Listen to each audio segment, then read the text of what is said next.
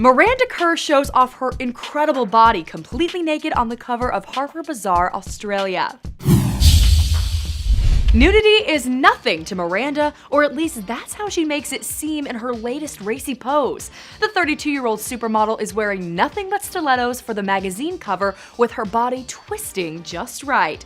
What makes the photo even more incredible is that Miranda wasn't actually supposed to be nude for the shoot. Harper's Bazaar's editor-in-chief Kelly Hush said this shot was actually in between the photo shoot.